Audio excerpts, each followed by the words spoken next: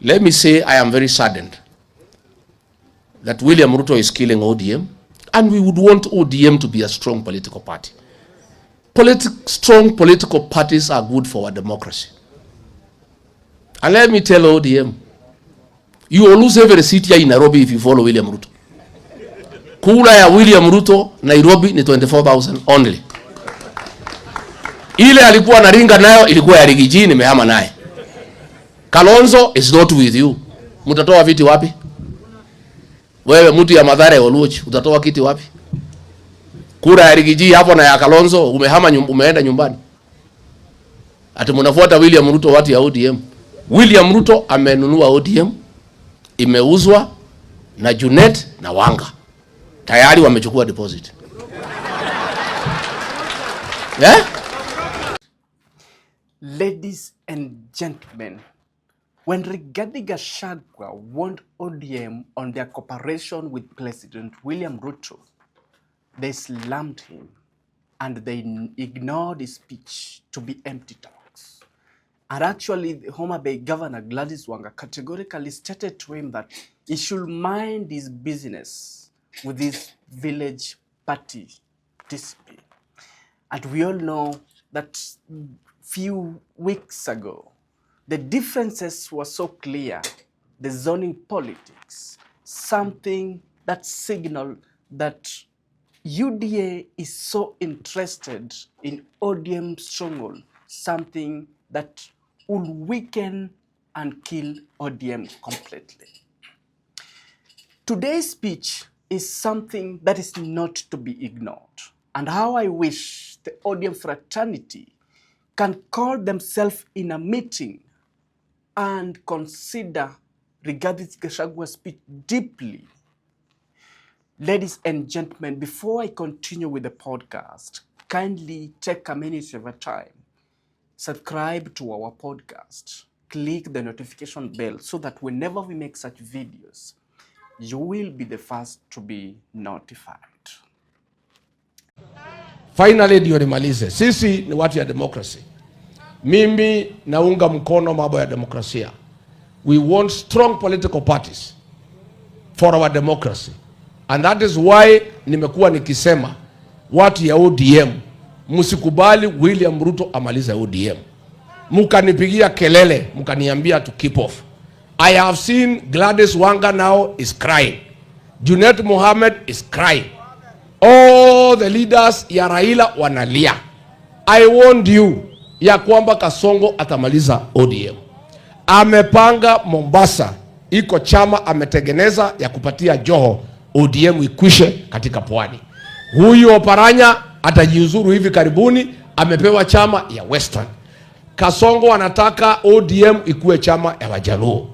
Na hapo ndani ya Wajaluo pia amepangia nyinyi. Amechukua huyu PS anaitwa Raymond Omono, amempatia pesa na goons aweke candidate ya kumaliza watu ya Raila. Anataka watu ya Raila wote wafukuzwe, aweke sycophants katika Luo Nyanza. Hii ODM Mungu akisaidia nyinyi, mtafikisha wabunge 20. Nairobi amwezi pata hata kiti moja. Mlienda mnafuata Ruto, Ruto hana wafuasi Nairobi.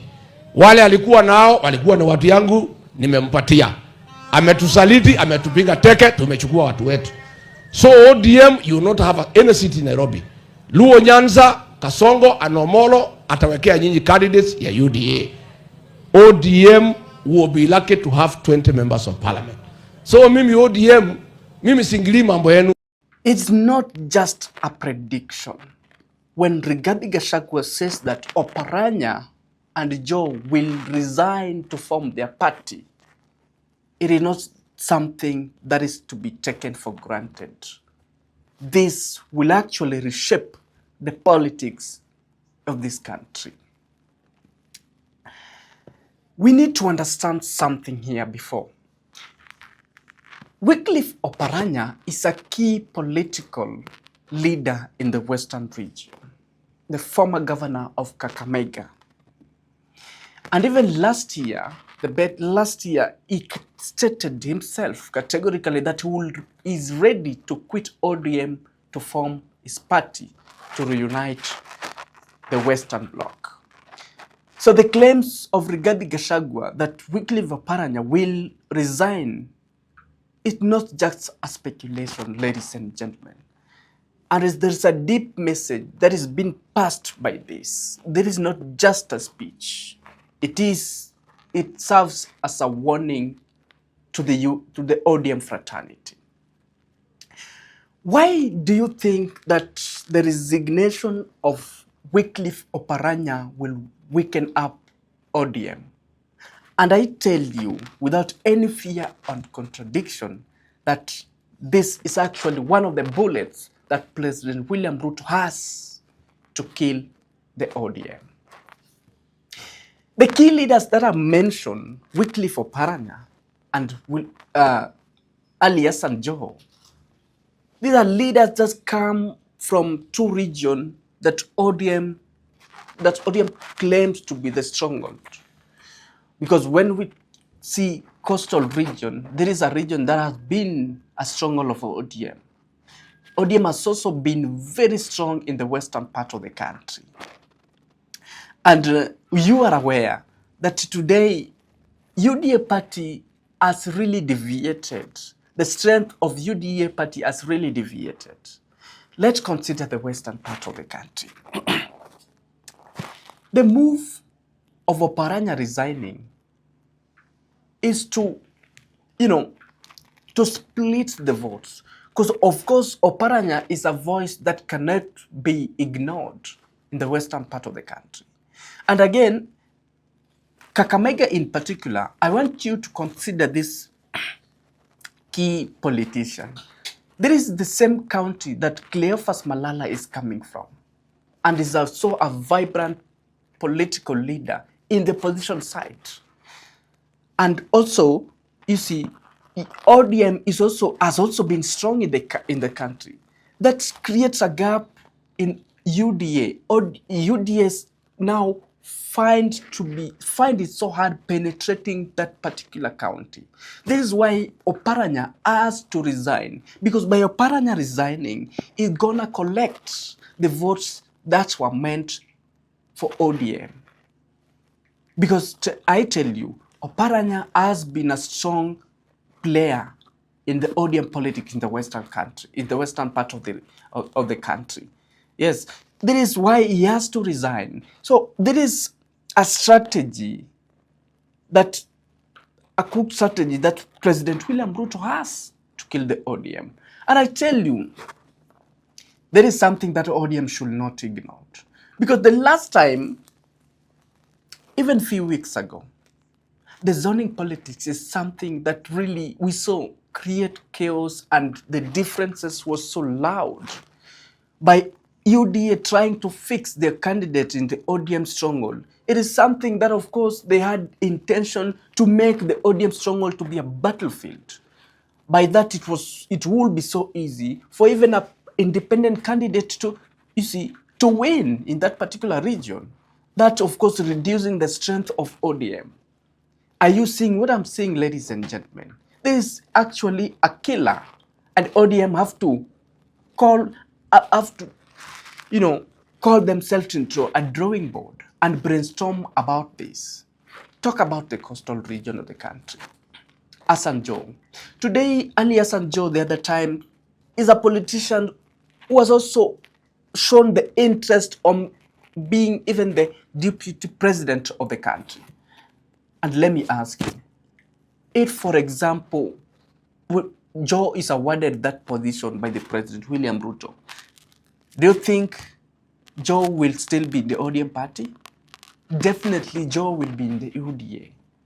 By Joho being in the UDA, is gonna weaken the ODM because he has been a voice in that particular region.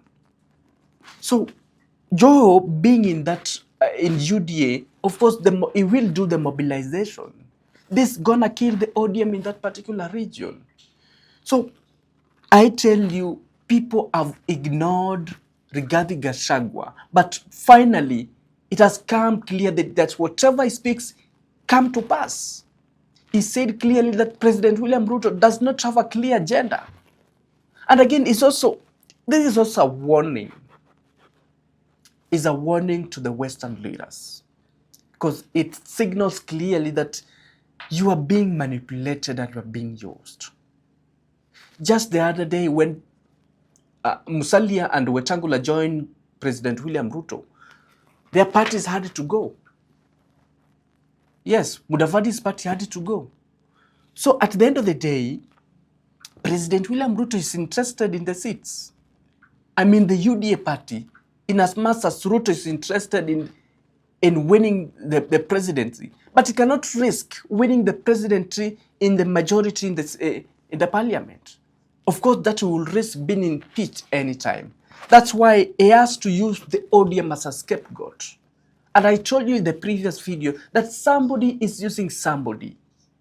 UDA is using ODM in this particular game.